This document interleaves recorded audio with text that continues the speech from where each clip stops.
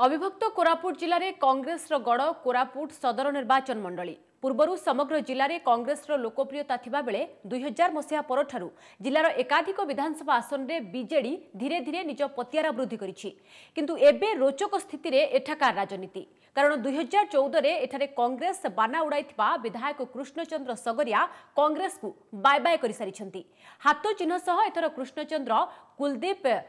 विधायक प्रार्थी होइथिबा बेले बीजेपी त्रिपुर गरडा और बीजेडी रघुराम पाडाल लड़ुंट लोके एठारे कहा पछरे अछंती ताहा तो समय कहबो किंतु एबे लोके निर्वाचन को नहीं केते उत्साहित और सेमानकर केउ सब समस्या एबे भी असमाहित होई रहिछि से संपर्क में आलोचना करिसेंती हम Jaipur bureau chief T Gaurishankar.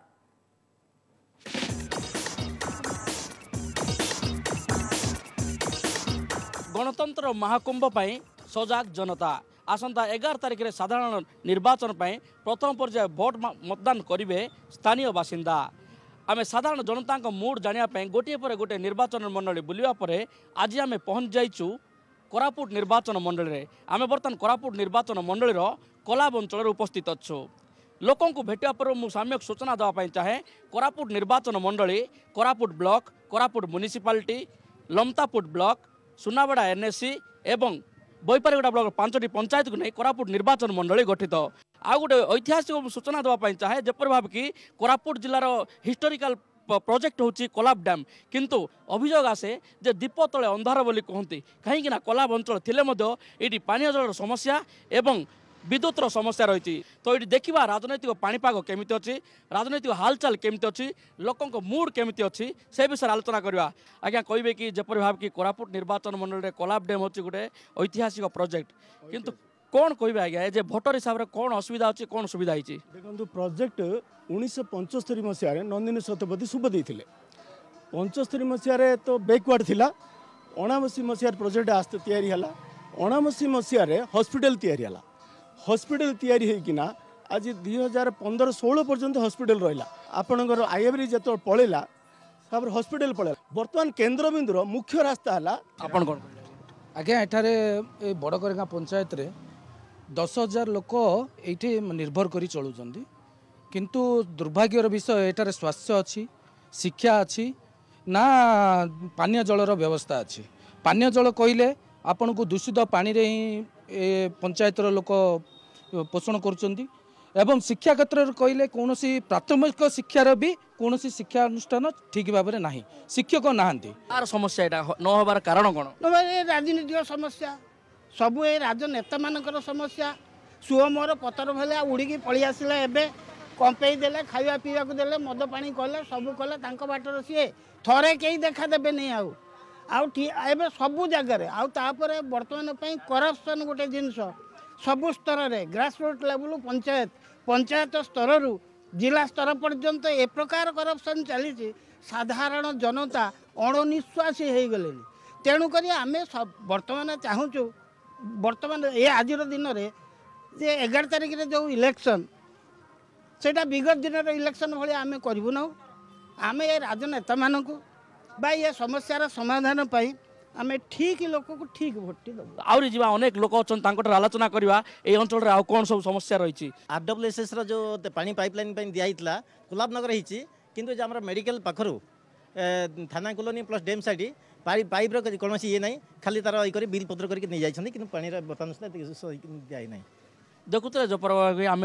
Koraput निर्वाचन में कोलाब अंचल थिलु लोकंर बहुविध समस्या रही विभिन्न प्रकार समस्या रही किंतु ये डैम साइड थिले मध्य कौन मौलिक सुविधा सुजोग पाई पारना एवं कोरापुट निर्वाचन मंडल आउ एक गाँव को आम जा